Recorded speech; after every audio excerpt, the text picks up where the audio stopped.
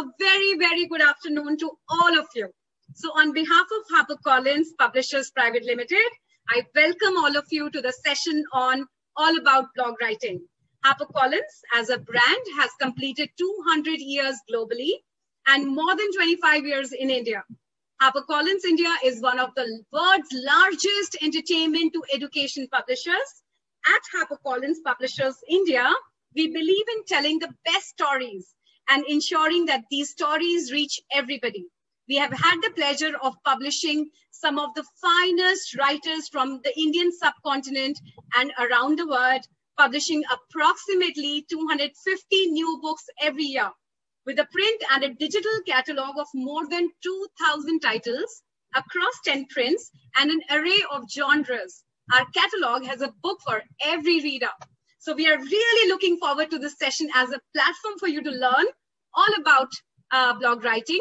We would request you to use the chat window to interact with us. And in case you need to talk to us, you can raise your hand and we would unmute you. So without further ado, I would request Mrs. Tandon now from Quadrack to introduce the resource person for today's session. Over to you, Mrs. Tandon. Good afternoon, everyone. A very warm welcome to the bloggers, aspiring bloggers, and Bombay Scottish literati from Team Quadrack. We offer educational solutions for enrichment, empowerment, and future readiness to all stakeholders in the education space. Today, Team Quadrack brings on the table ways to spruce up blogging skills that will enable budding bloggers become happening bloggers.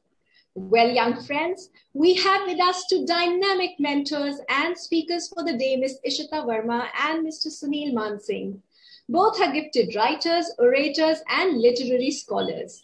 Ms. Verma has been in the field of education and training for the last 30 years, working with educational organizations across Delhi, Bhubaneswar, and Vadodara. From setting up and managing CBSE schools to designing systems for teaching learning processes, she has under her belt script writing for plays and concerts, creation of audiobooks, education-related articles for the Indian Express, content writing, podcasts, and blogs.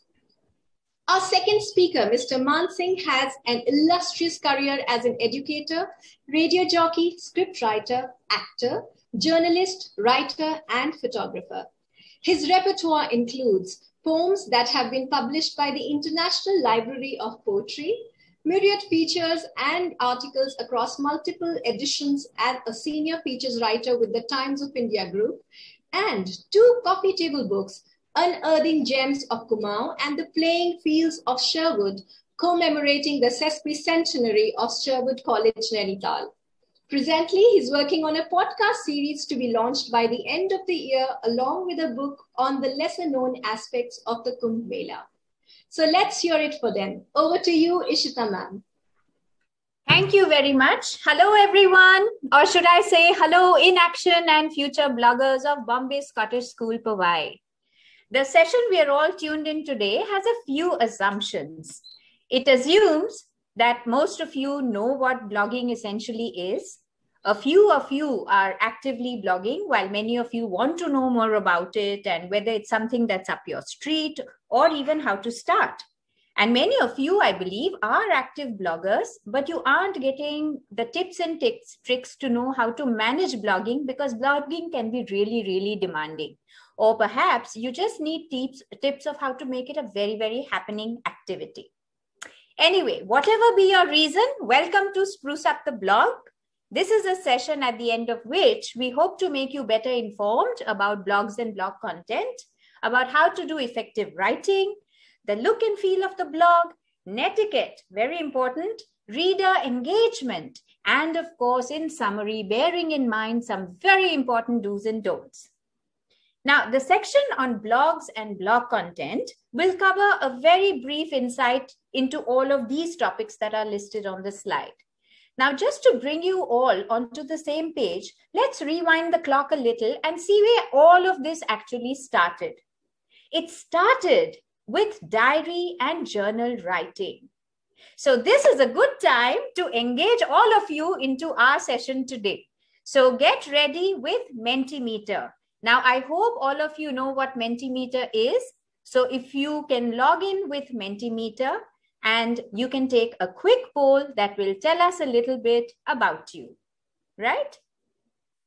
So go to www.menti.com and use the code that has been listed on the slide to let you in on the polling session.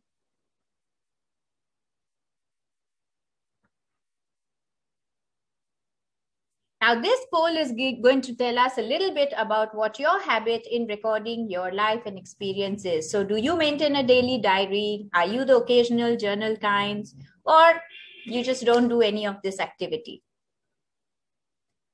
Those are fast responses. You can see very dynamically how it's all shifting. Come on, children.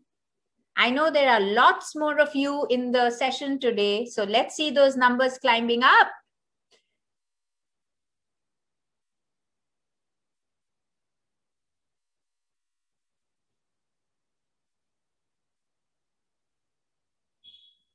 So as of now, we see that there are a larger number of children who are casual journal entry writers, and almost level with those who do have a diary or don't do any recording at all, which is not a bad thing, but you can always start. So we have almost 50 plus people in.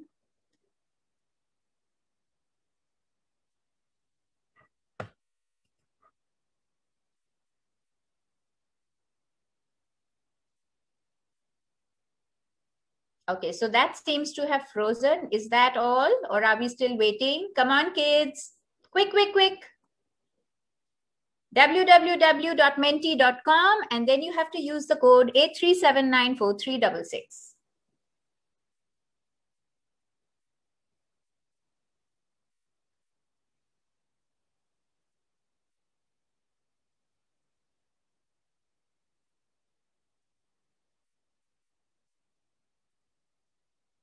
Right. So basically what we have seen is most of you are into very casual journal writing, right? Now the desire to maintain records and details of our lives is as old as handwriting.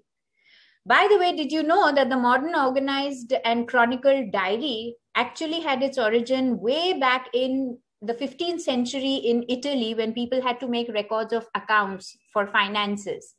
And later, the diaries kept records of medical history of patients, of public events, of disasters that happened in nature, agrarian stocks, etc., etc. And gradually, the focus of diaries shifted from that to recording personal events, personal life experiences, and personal feelings. In the 1980s, diary entries and journaling found its way into the public school system. Those were called dialogues, and they allowed children like you ways and means to introspect, reflect, and develop independent thinking skills or some creative burst. And on the other side, it allowed the teachers a way to provide customized individual feedback.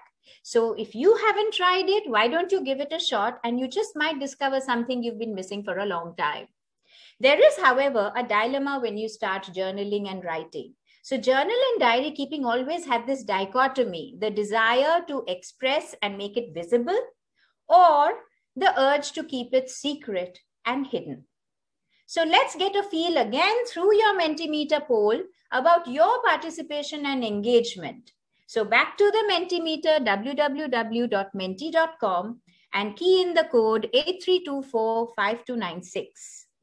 I repeat, 83245296. We request you to use this poll platform to select the option that you think best fits who you are.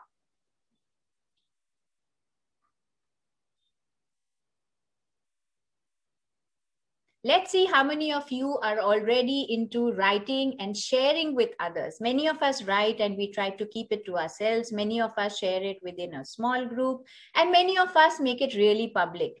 So all of you, once again, www.menti.com, and the code is 83245296.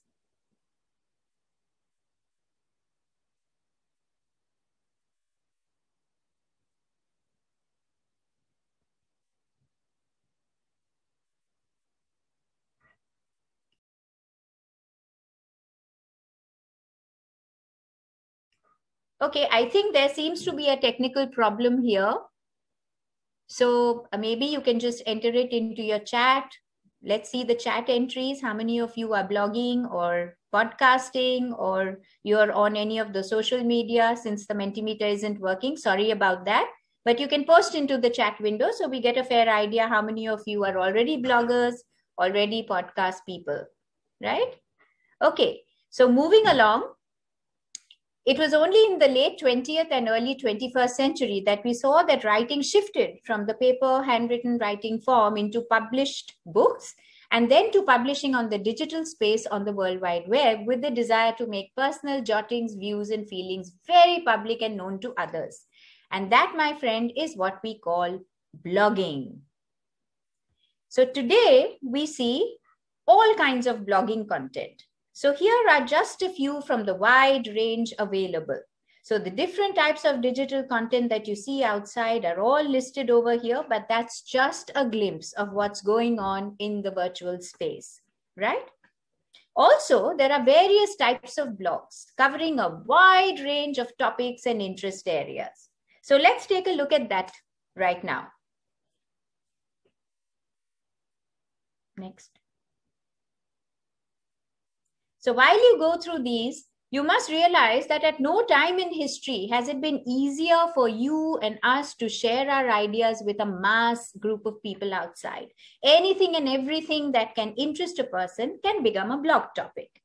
Purposeful theme-based topics, or even wacky, weird, very debatable, controversial ones. So whatever you like, you can debate on it, right?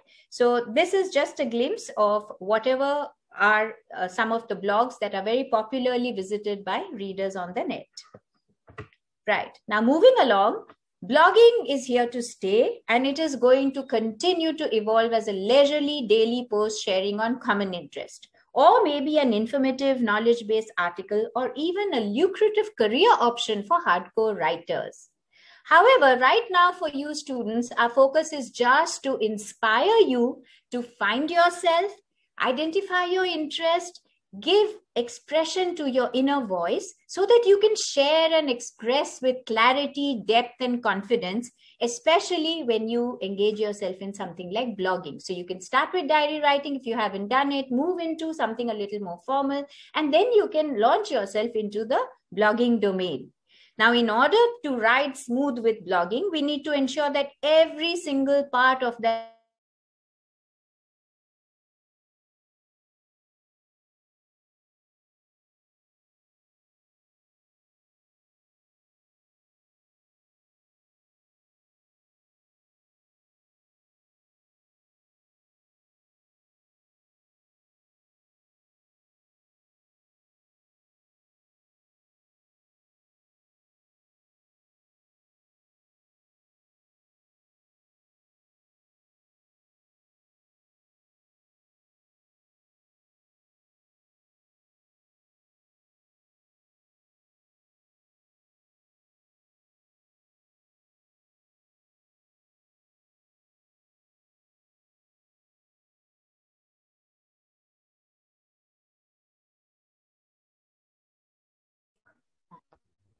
is Mr. Mansingh here?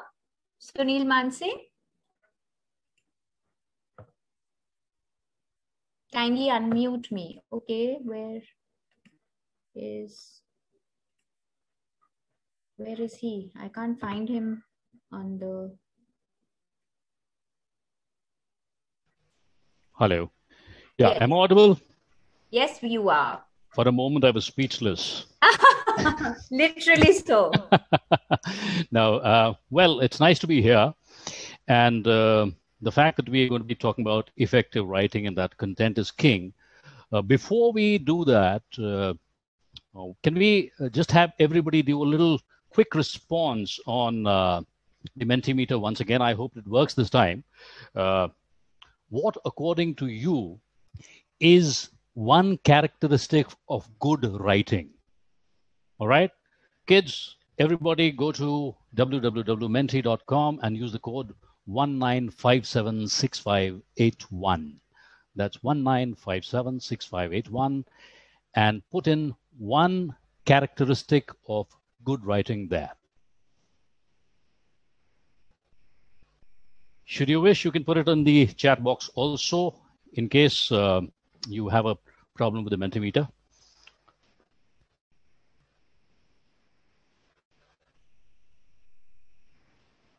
All right, good. Vocabulary. Inspiring, helpful, creative.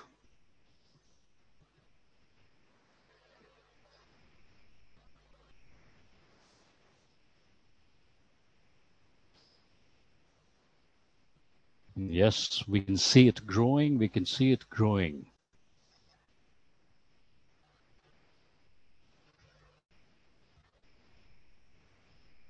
Good. Passion for writing, helpful, connect with the reader, good vocabulary, motivating, authentic, impactful, innovative, good language, good vocabulary, connect with the audience, expression, imagination, plot,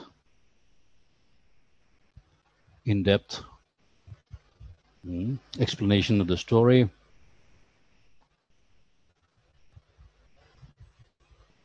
personal, gives a good impact, catchiness. Wow, that's nice. I mean, so all of you writing, you're already writing. That's wonderful. That's wonderful. That is absolutely wonderful. Great, great, great. Lovely responses. Broadens the mind. Okay. Character development. Wow. So this gives us a fair idea of writing. Now, all of you write on a daily basis. So far, your writing has been restricted largely to two types of writing. One is the writing in the classroom, which you do for your assignments and your examinations. But the other writing is the one that we're talking about. The writing that you don't put out into the world. I was seeing the responses earlier. Most of you are writing, but not putting it out. Now, writing is a process. Please understand that. It is a process. And it is a process of inquiry. It grows and changes over time. As you will develop over the period of time, you shall find that the way you write changes. There are 5 distinct steps, at least 5. I'm not saying that these are the only 5 steps. There could be a lot more variations to it, just like any other thing, any other subject that we talk about. You have pre-writing, then you have outlining, drafting, revising, and editing. Now, so far, the kind of writing that you've been doing in your school is linear writing. When you read a book, there's a particular order to it. But the writing we're talking of is recursive. When you write something, and when you write, see, even if it is on the social media, whether you're chatting with your friends, or you're on Snapchat, or you're on Insta, you are writing direct messages, you understand that there is a process that you think. So formal writing involves the first step is pre-writing, which is thinking, taking notes. You talk to others, you do your research, you brainstorm, and you start outlining. You gather information. You might have to talk to people. You might go to the net. You might access data from the internet. You might read in a library. But please understand that no matter what you do, even if you're pre-writing or you're doing a first draft, ideation is a process that continues in your mind. The ideas keep coming. They keep coming. So when you write, you have to think, why am I writing? Writers write for people to read. Now, these people could be a very small, limited audience, or they could be people out in the world. So you have to be very clear in the idea of your writing. Can we move to the next slide, please? All right. Now comes the second part, which is drafting. You put out your sentences, you create paragraphs, you have a rough draft. And then you see that, all right, this is one idea and this is another idea. How do I connect the two? There has to be cohesion in the two ideas that are there. Every story, every bit of writing has an introduction. It has to have one logical argument, and it has to have a logical conclusion. Unless, of course, you're doing a series and you want people to come back to you writing more and more. Now, this step entirely, the pre-writing and the drafting, they are writer-centric because you are the one taking a call. What do you know about this? What do you think about this? And what do you want to present out into the world? So this is your step. From drafting, you move on to the next step, which is revising and redrafting. Now, this is a very, very critical part of it. Why do we need to revise? We need to revise because we have to be sure that what we are writing is an effective document. It should be able to connect to somebody. Now, there's a slight change here. From being writer-centric, you move towards being reader-centric. Would my reader like to read the story? Would my reader like to? Lines will tell you, your opening lines will tell you what this is all about. Now, can you imagine walking into a house or an apartment or a school or a building or a mall, and the first thing that greets you is the washroom? That would be ludicrous. That would be ludicrous. You would say, my God, I mean, I don't want to be here. I really don't want to be here. So you enter. Now, then you start seeing there is a lobby, there is a room on the right, there's a bedroom, there's a drawing room, there's a kitchen. If there's a first floor, then there has to be a staircase that connects the ground floor to the first floor. You don't expect people to be like Tarzan, jumping from one floor to the other without a staircase in between. So you need to understand that there has to be cohesion. Every room, every bit of writing has to be connected to each other. So from here, when you've done your revising and your redrafting, then you come on to what we know as the next step, which is editing and proofreading. Now, please understand, editing and proofreading are two very different activities, but they are both very closely connected to each other. When you edit, you will check for grammar, you will check for the mechanisms, the mechanics of writing, you will check for spelling, you will have typos and stylistic errors, which you need to change out. You will have to read the piece in two ways. One, paragraph by paragraph, and then read the entire thing. Some of the things that you can do when you are trying to proofread or edit, please understand that when you're writing something, there is always another thought which might creep in. So first, when your first draft is ready and you have some kind of an outline, leave it for a moment, maybe 10 minutes, maybe half an hour. Come back to it. Come back to it after some time. When you come back to it, another idea might come in. Say, all right, maybe this paragraph needs to move up. Maybe I don't need this here. So you change the entire structure. You make logical changes, you make structural changes, you reorder, you reformulate your arguments and information. You look at the sentence structure, you look at phrasing, and then you see that, all right, am I being very clear? Am I being concise? Am I conveying what I really need to convey? Now, when you proofread, then you look at the whole thing with a very fine lens under a magnifying glass. You will check for commas. You will check for punctuation. You will check for spellings. These are things you need to check. But please understand, do not, I repeat, do not think of doing an edit or a proofread all in one go. Don't do that, because you're constantly at the document. You're looking at the document all the time, and the brain will freeze after a while. It says, okay, this is it. This is the final word. No, that's not the final word. That's not the final word. So what you do is, first, you take a printout, or maybe leave it on your desktop or your laptop, change the font size.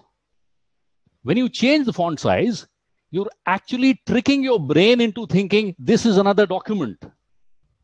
Or you change the fonts altogether. So you say, oh, this is another document. So the brain says, all right, there's something different. Let me look at it again. Very importantly, please read it aloud. When you read it aloud, it makes sense to you. Is it making sense to you? Yes. When you read it aloud, it's a different thing. When you're not reading it aloud, then you're simply going with the flow. You have assumed that what I have written is the best thing. Get somebody to read it. It could be your best friend. It could be your teacher. It could be your parents. It could be anybody you trust.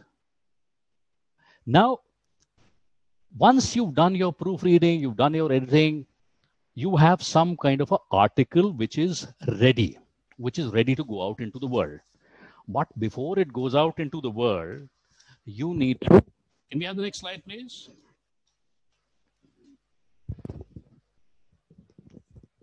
All right. Now, this is the important part.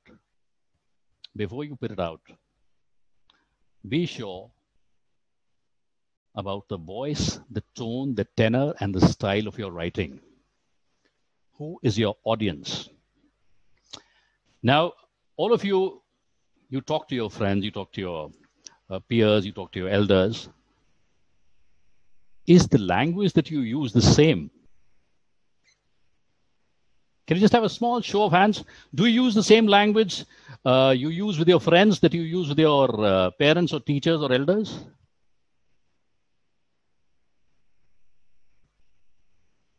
All right. So most of you agree that, the language is different. So the tone and tenor will be different.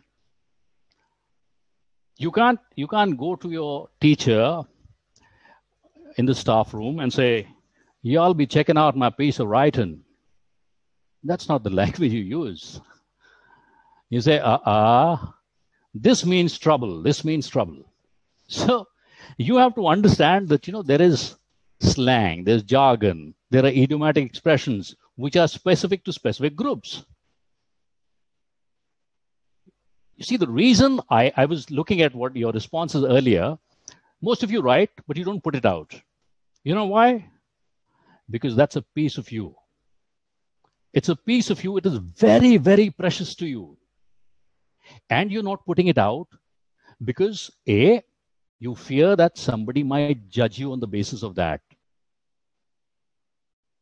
B, you fear, oh, this is so close to me. It's a piece of my heart and soul that I'm putting out into the world. Are people going to use this information against me? Are they going to quote it? Are my friends going to say after 2 years, oh, you wrote this about so-and-so? Nah. You write, put it out. There will be criticism any which way. When you write, be honest in your writing. Be honest in your writing. You must use language that is as far as possible very true. Don't use deceitful language or euphemisms. For example, these days, you find people saying, I'm in between jobs. So people accept it. All right, he's in between jobs. But in point of fact, he's actually unemployed. He's unemployed. He doesn't have a job. Now, it's better than saying I'm jobless. Some people would say that it's better than saying I'm jobless. But, well, that is also one way of looking at it. But when you're talking about yourself, be honest, say, I don't have jobs.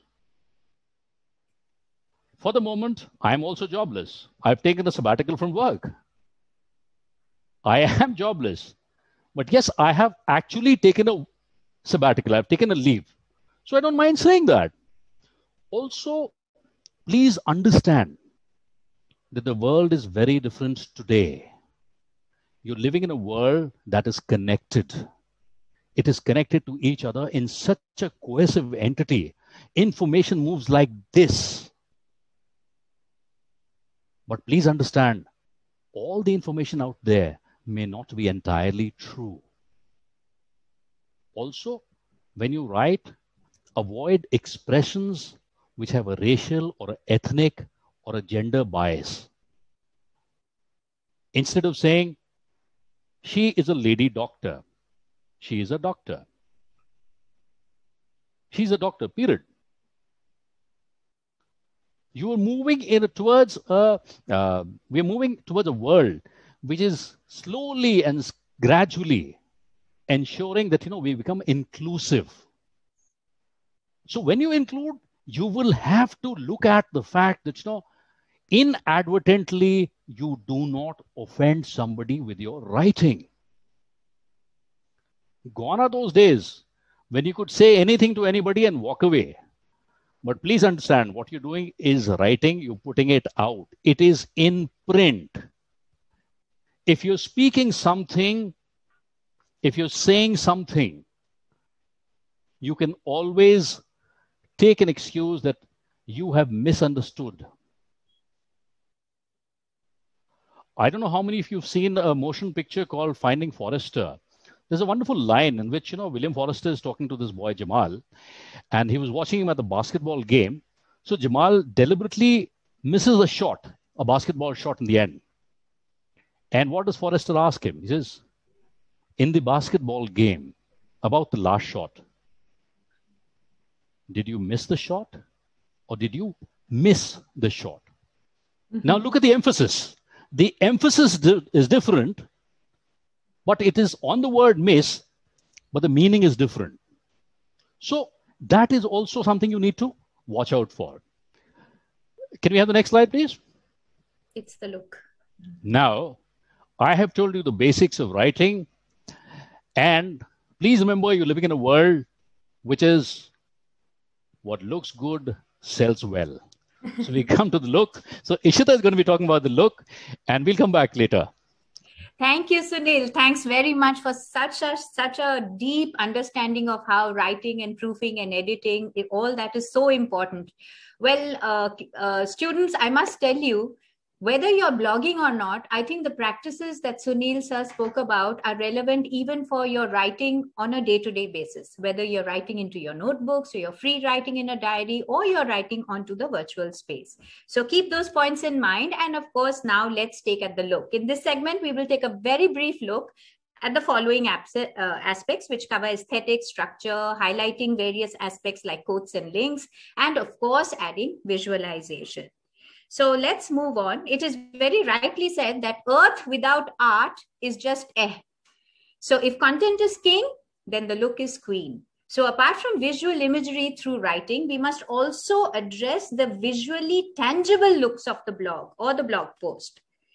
So let's move on to the next slide and take a look at what does the structure of the look mean when we are talking about blog pages and blog posts. There are two aspects we will cover. The first is organization, which essentially relates to the manner in which the blog, the treat on the table has been spread out. You've organized a party, and the manner in which you've laid out everything on the table and where you've put the empty glasses and plates and cutlery and other fine, all that stuff, that is your organization part. The aesthetic part is the frills, decoration, cosmetic, the one that gives you makes you feel good about it. That's the cosmetic part of it. Now, under organization, we'll be covering menus and bars, social media, search options and categories. And under aesthetics, we'll be covering colors and fonts, graphics, featured images, and the understanding that less is always more. At the end of it, we hope to help you transform a very plain looking blog space into something that's very attractive and appealing. Now, under organization, you will need to ensure that you start with the right theme. Because when you select a theme, so most of you will be starting blogging, the very easy, the sites that allows you to host, you can try with either Wixie or you can do Bluehost from WordPress. They give you a very nice and easy introduction into blogging, but make sure you have the right theme. It should be well organized and gives you a little scope for customizing it to make it look like who you are.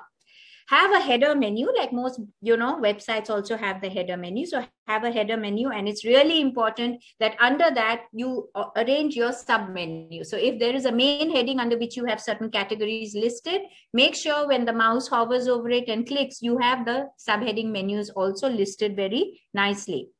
Featured image, which will in a short tell the reader or the viewer, what are you blogging about? So the featured image, which comes right on the top, needs to connect very deeply with what you're going to be writing about, your topic, your area of interest, or your voice.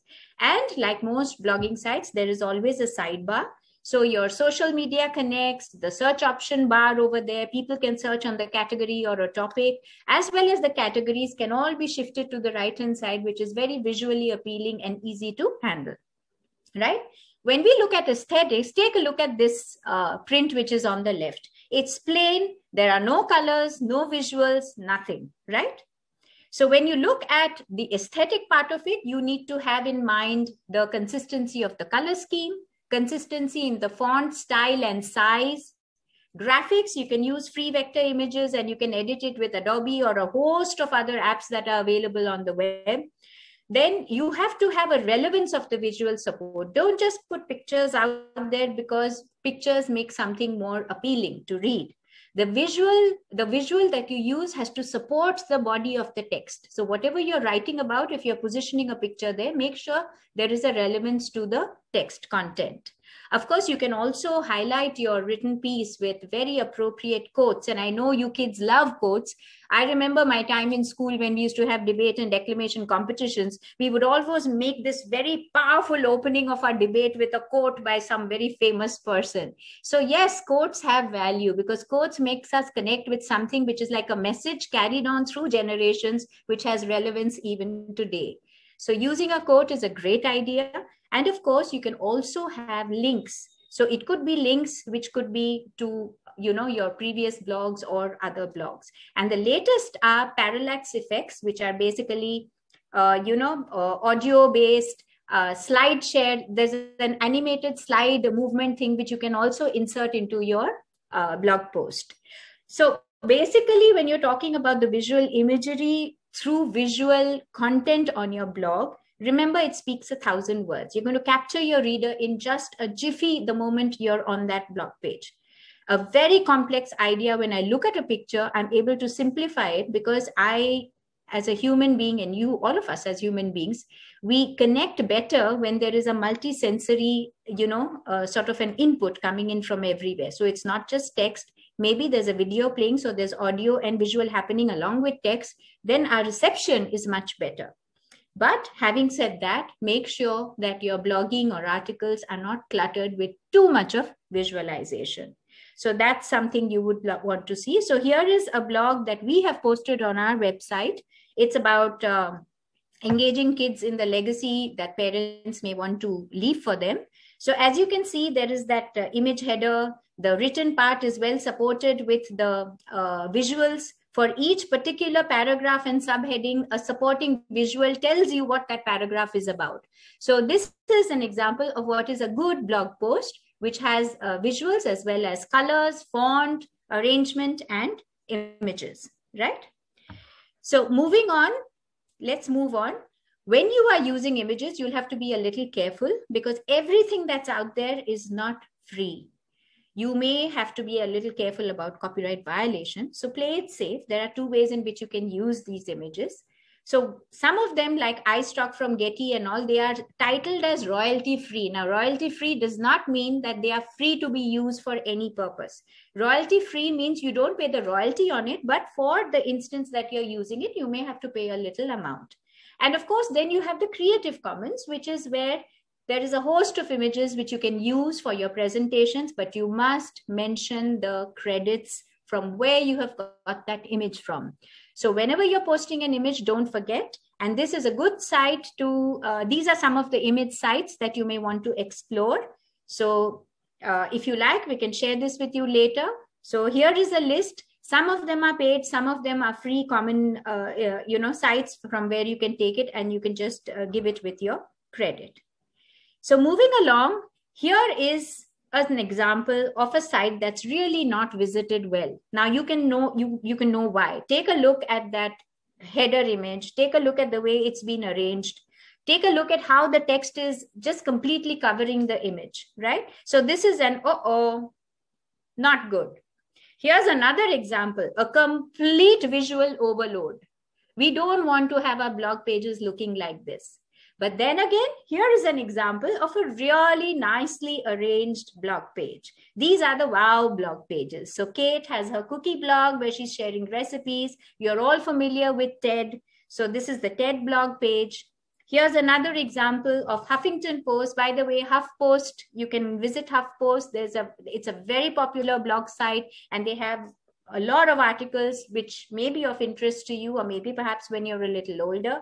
And here's another one, the last one of the good blog arrangement, and that is Into, which is for students, by the way, especially when you are looking for higher studies, right? So when we are moving on to aesthetically highlighting elements in a blog, let's begin with using quotes. I spoke about quotes. So you are familiar with why we use quotes. It's all listed there, and I don't need to mention it. And if you have an intra school kind of a blog experience, and it's an article that has been written by your teachers, then you can even put your voice into it, right?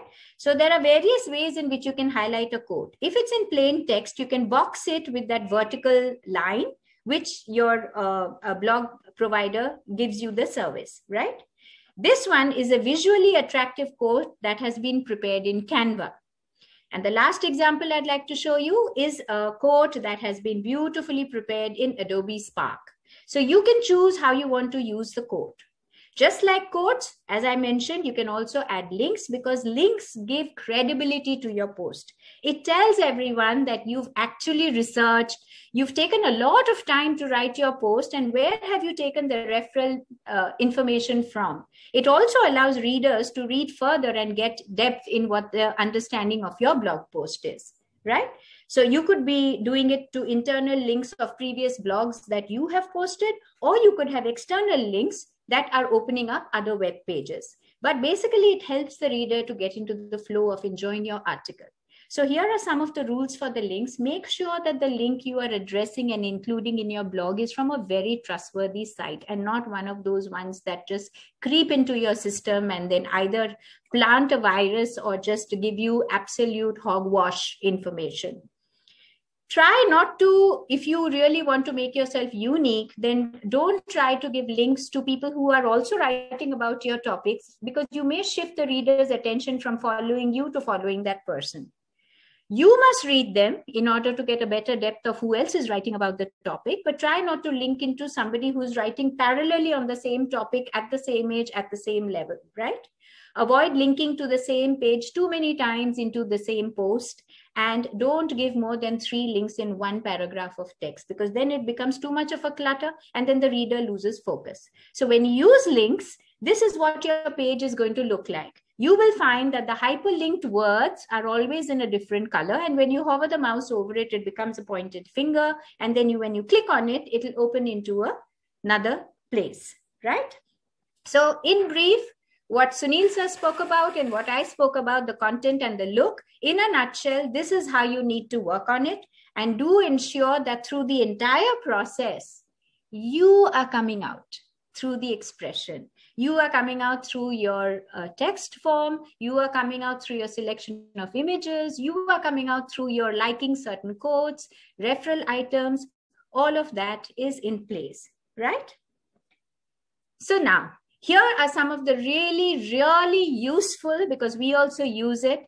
If you can take a snapshot of this, or if you want us to share it later, these are really useful content writing tools. I have given a description of what each one of these tools helps you to do. So they are all, most of them are AI powered, and they help you with your editing, proofing, as well as knowing whether plagiarism has happened. If somebody has shared a blog post and says, hey, can you read it? You can run it through the plagiarism checker and see whether someone else has written about it and it's just been copy pasted. So this is a whole range. I'm not going to read them all out, but you can take a look at what these tools are.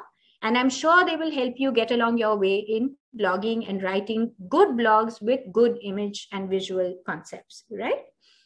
Now over to you, Sunil sir, to help our children understand what are netiquette rules when they go online.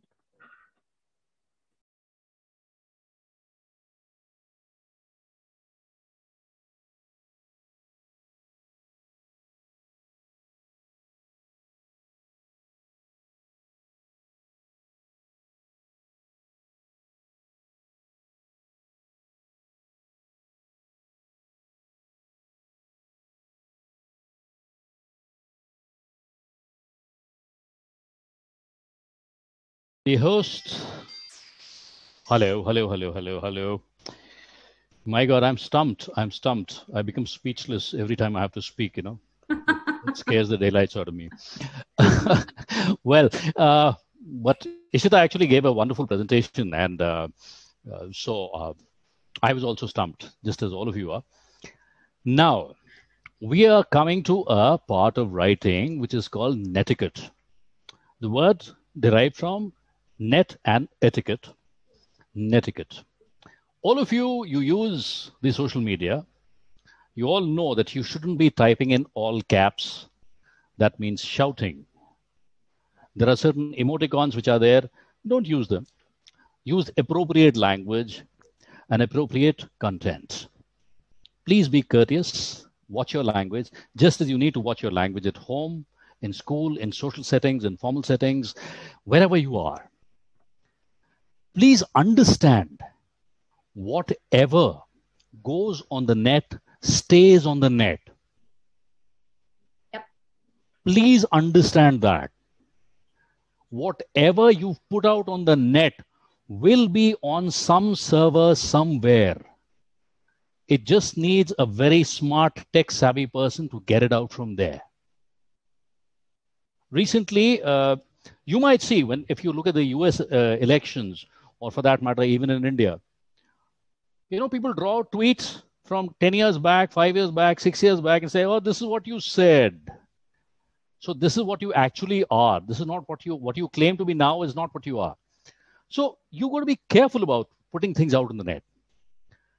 Don't plagiarize. Like Ishita ma'am said, if you borrow something, get permission, give them credit.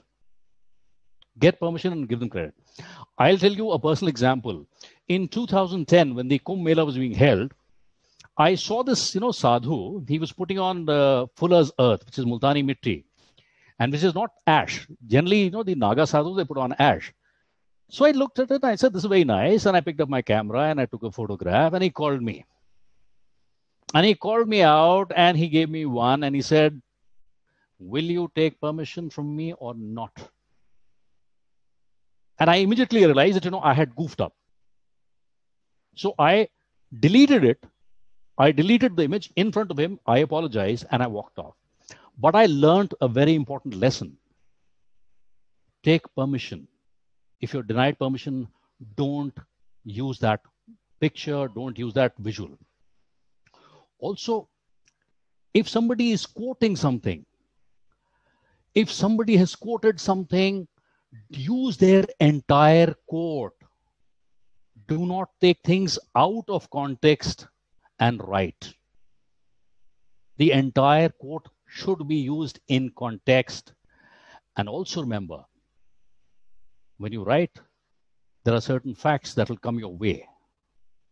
But just because it is a fact, it does not mean that you should use it. Please use your discretion.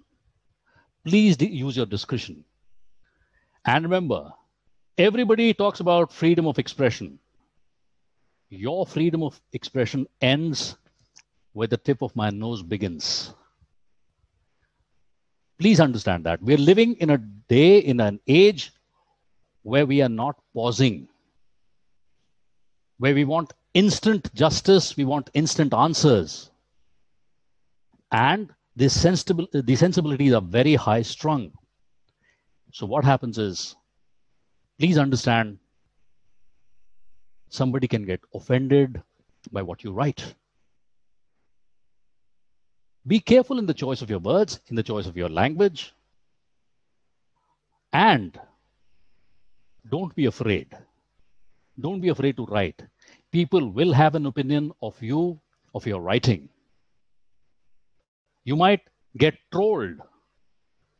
You might have people, writing or saying all kinds of things to you or about your writing. They might comment about it.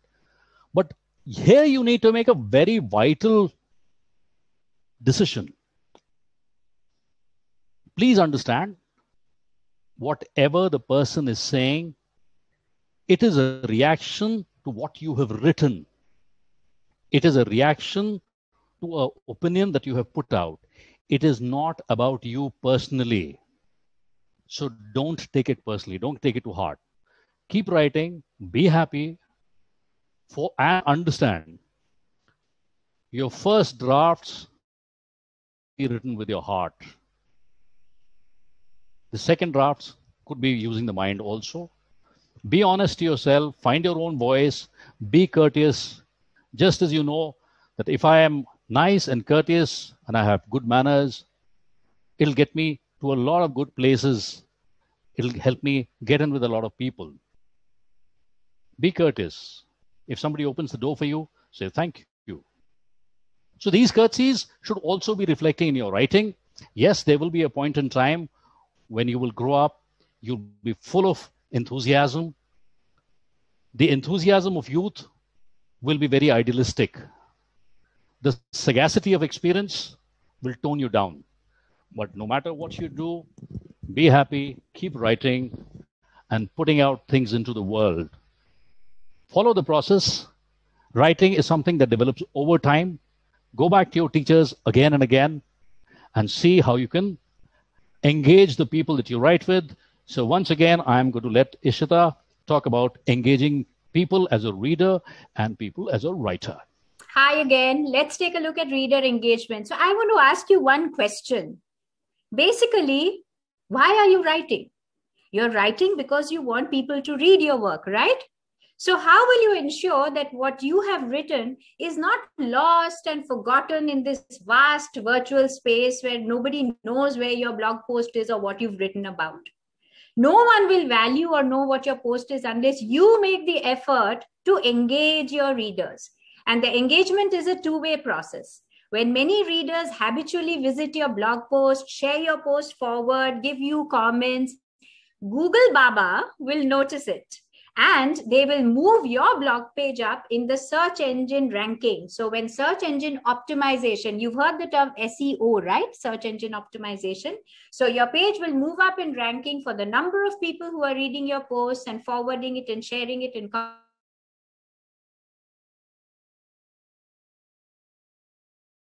some of the tips that you can be relatable. The previous slide, please. Yeah, be relatable. Put yourself in your reader's shoes.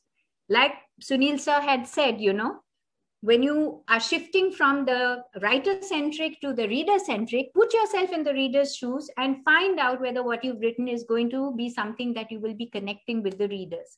Your content, of course, has to be informative, relevant, funny, or even quirky. I mean, there are people who write about really funny stuff, which is perfectly all right.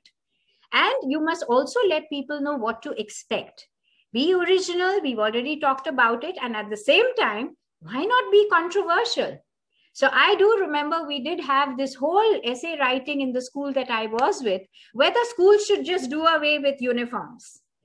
So we had kids writing about whether uniforms are really necessary in this day and age. And we had wonderful views from different students about why uniforms should be there in school or shouldn't be there in school. And you must, on a regular basis, do read other people's blogs. It'll give you a very, very laterally and vertically deep understanding of what people are writing about. It could be writing posts which is related to your own topic. So know what your sphere is, your topic environment is, who's writing, what is their view, how are they sharing. You feel something different when you've written somebody else's, so you may add another post to what you've already written. So do go there and engage in call to action, which is when you have posted, you are inviting people to comment on you. So receive their comments and don't forget to, again, respond back to those comments.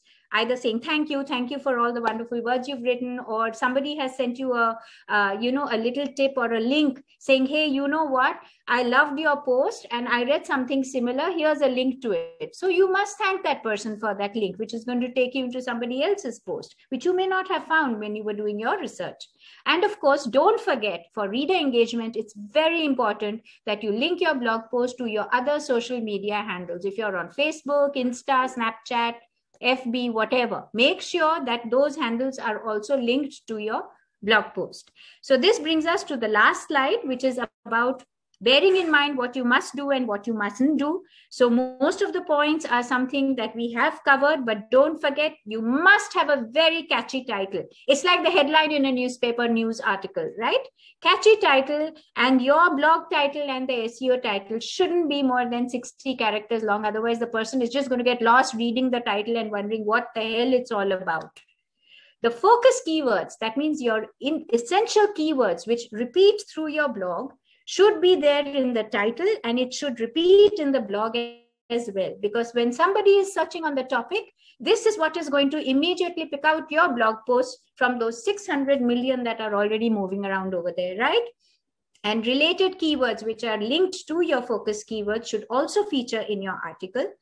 We've already covered about the structure, arrange it nicely with your headers, subheaders, and all that. Add proper images, consistency in formatting.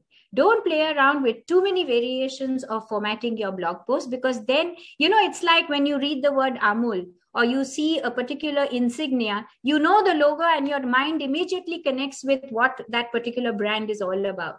So when you have consistency in color, format, and the way you present your blog, people immediately connect with, oh, that's so-and-so's blog. Interlink your blog posts if you have written about the same thing or you're addressing the external websites. Make sure that your external sites, your external links in your blog posts don't open in the same window. So there are tools which will help you to do that. If somebody clicks on that link, it should open another window on your on the computer, because otherwise your reader is going to get lost about where they had come in from, and they may not get back to your original blog post and read the rest of the article. So take care about that. Always put categories. If you have written about food and you've specifically written about desserts, then put tags and categories which speak about what your blog actually comes under, right? So if I'm searching on desserts, I'll go exclusively to your blog. Food is just too wide a topic. You may even categorize it as food, desserts, cheesecakes. So that's like really refining it on the search, right? Always preview and test before you finally hit the publish button. Preview and test what your post is going to look like before you hit publish. And of course, remember, people will come and visit your blog site and read your blogs or your written articles only if you keep updating your blogs frequently. So I know your students, you may not have the time, but try and see if you can regularly engage with your readers. Reader engagement is equally important. These are some of the avoidable don'ts.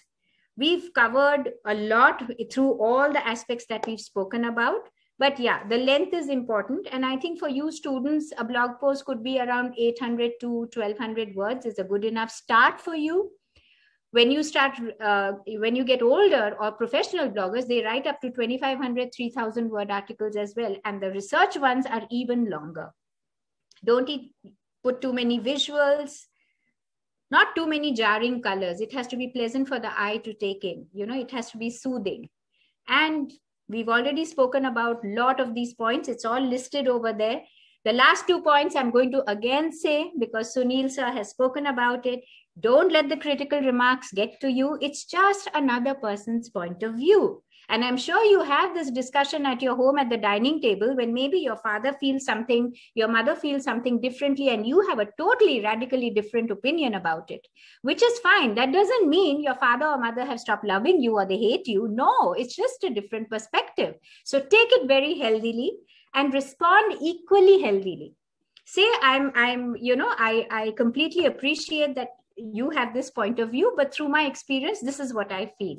And just in case you are hitting a little bit of a challenge or a little bit of a hiccup when you start, don't give up, because persistence pays and practice makes you perfect, right?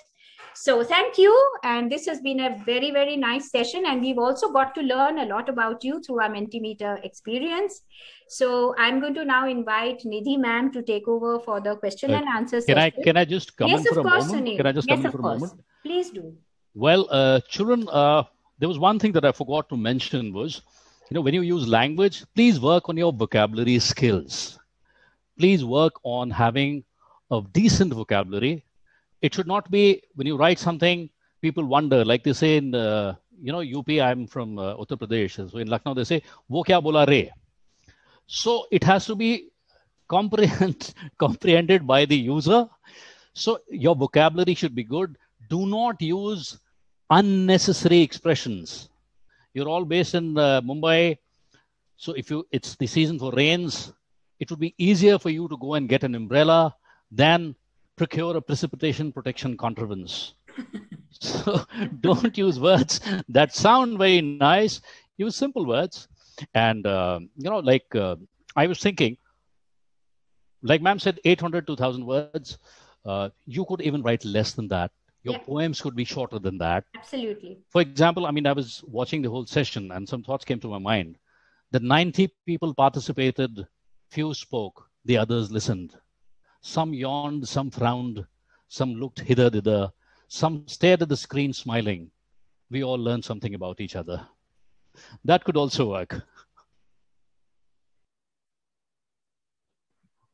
So great. Thank you so much, Mr. Mansingh and Ishita ma'am, for a wonderful session. So children, what do you think? Lot of ideas? So do you have any questions? Yeah? No questions, nothing. You want to say something? We can unmute you. Please share your thoughts. How are you feeling after a 1-hour session on blog writing? Is this what you wanted us to cover? Have you learned something? And what is it that you have learned? Would you like to share with us, please? You can raise your hands, I'll unmute you and we can talk. Or you can just enter it in the chat box if you wish to, give us a feedback on the session. So I'll make your life a little easier. You can just maybe give us a feedback, or if you need any clarity. Okay, Jeel, I think would like to say something. Jeel, I'll just unmute you, okay? So, you vanished. Jeel, can you please raise your hand? All right, I see you. Yeah, right. So, please unmute yourself. Yes, miss, I liked this session. It was very engaging. So what did you like in particular about the session, Jeel?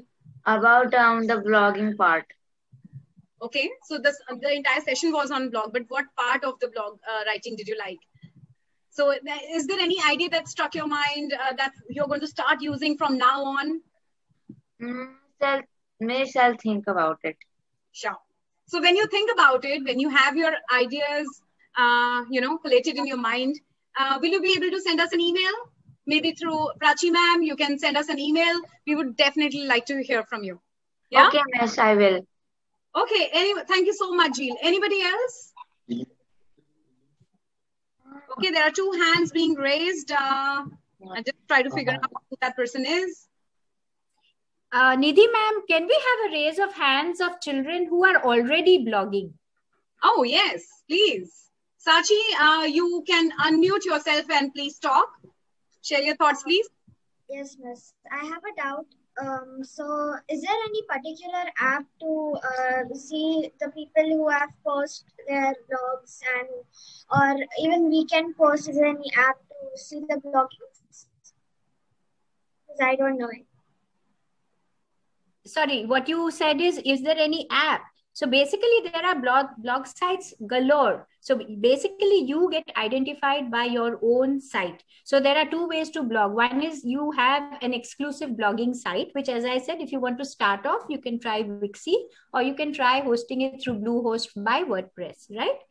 Otherwise, there are organizations who have a blog site which is built into the web page, very much like ours.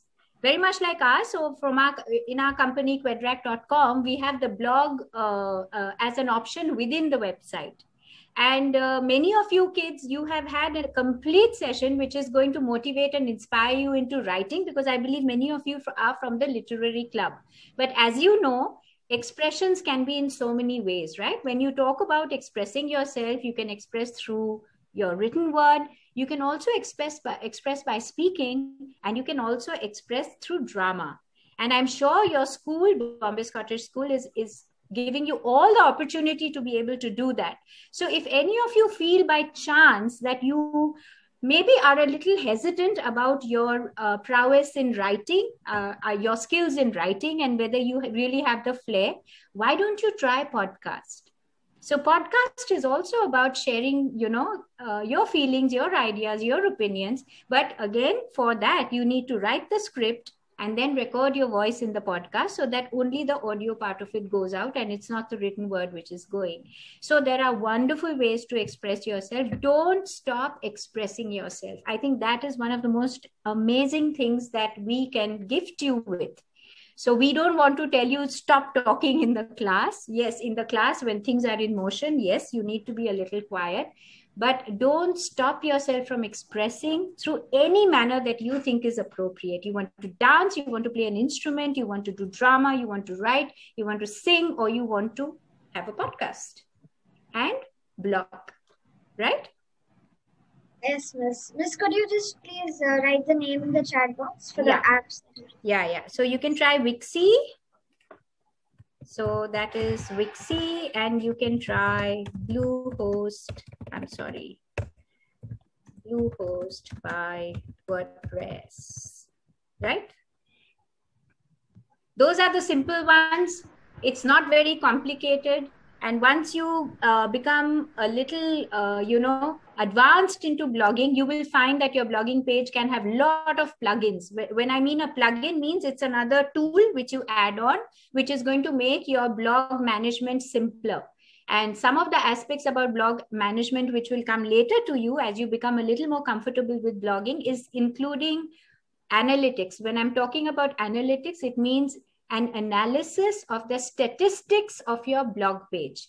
How many posts you've had, how many readers have visited you, how many comments you've had, how many articles have been forwarded onward. So all those statistics will come out, which will give you an idea of how successful you are as a blogger. Yeah. So next time, probably when we meet you, we would want to see your blogs as well. We would want to read your blogs. Right? So please, your blogging, all of you. I think Aditri wanted to ask, thank you so much, Sachi, for your question. Aditri, you wanted to ask something, right? No, Miss. I just wanted to say that I really liked this session on blogging. Wow, great. Thank you. My favorite part was about the quotes part. It really makes it sound interesting. The whole blog sounded really interesting. Wonderful. Thank you so much. Anybody else who would like to speak? Wow. So Shivang says, I'm on YouTube, and I totally agree to the fact that we shouldn't fill our websites with words and pictures just to show. If it is simple and has a variety, it will usually be appealing. Yes. Be visually appealing, sorry. Yeah. Our page looks beautiful. The readers would love to continue on in the website. Wonderful. Absolutely. And I'm sure you all know that YouTube is actually a video log, which is called Vlog, right? YouTube was the first Vlog service that came up.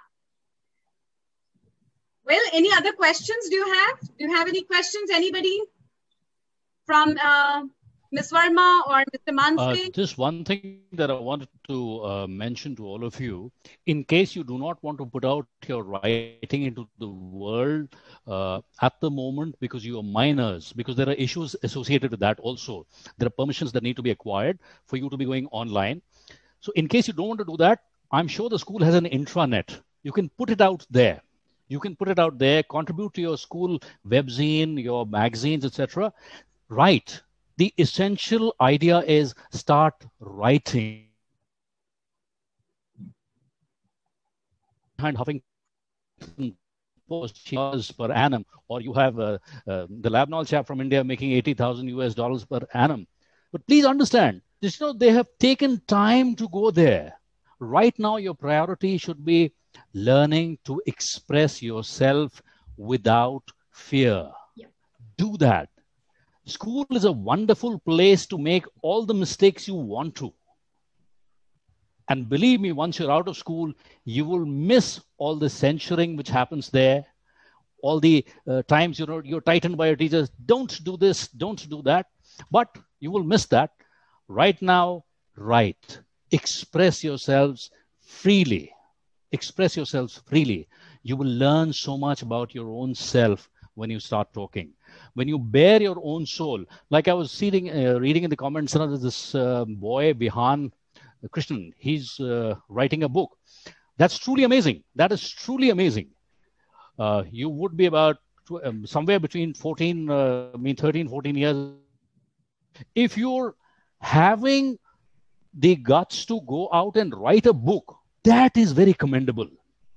Don't worry about whether it's going to be a bestseller. It's not going to be a bestseller. It's your baby. You'll put it out into the world. Curtain opens, and I gave it to her. I just wrote curtain opens and I gave it to her. She and I had a laugh about it. But then eventually I did sit down and write it. So start writing. It's not that big a monster as it is being made out to be. It is just you. All the thoughts, they are a part of you. All the little pieces of scraps and paper that you've hidden inside some copy or some book, they are you. Keep them safely. And if you feel confident enough, put them out into the world. There's a book called Notes to Myself by Hugh Prather. They're small scribblings that he has made. He's put them out. And it's become a bestseller.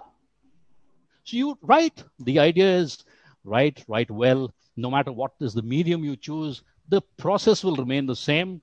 And I'm sure we are looking at a budding writer here and a very successful set of writers. I would love to have some book which has been written by you, and I would love to have it in my personal collection and get it signed by you if we do meet. So carry on writing and all the very best. Yeah, and I would like to add one finale point, and that is, in order to be a good writer, you have to be a good reader. So do continue reading the traditional way. Whether you read through Kindle on the ebooks or whether you actually... I love physically holding a book, smelling the pages, going back and forth. That's the way I love reading. Tucking into a corner with cushions behind my back. Be comfortable and read a lot. And like Notes to Myself, if you want to read a really nice book, especially for grade 6, 7, if you want to read Mr. God, This is Anna. That's a lovely book. If you want to read a book in which not too many adjectives, but very simple words have been used to portray the imagery behind what the person was going through, then you must read The Old Man and the Sea. That's a wonderfully written book. And these are all classics. They will come through generations from our time into your time. And I'm sure the serious book readers in your group will also enjoy the literary aspects of these writings. They are just amazing. And if you're about 17, 18, which I would assume you would be around in grade 12, 11, 12, 16, 17, 18, you might also like to read what journalistic diary entries were like in, it may be a little morbid because it was for the war, but you would know. She writes about the war and particularly about her community, which was very badly discriminated because she was a Jew in Germany, right? So there are lovely books to read. Go ahead, explore different genres of writing, styles of writing, and develop your own. And like Ishita ma'am said, be a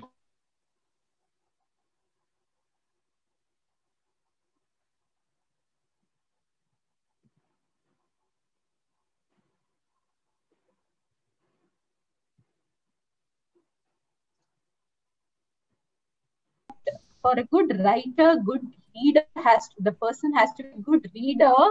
And it's a very good point on the National Reading Month. This is a National Reading Month happening. Yes. And I really appreciate the way you have given all the points, whatever you have covered. You have covered a lot of points, both of you.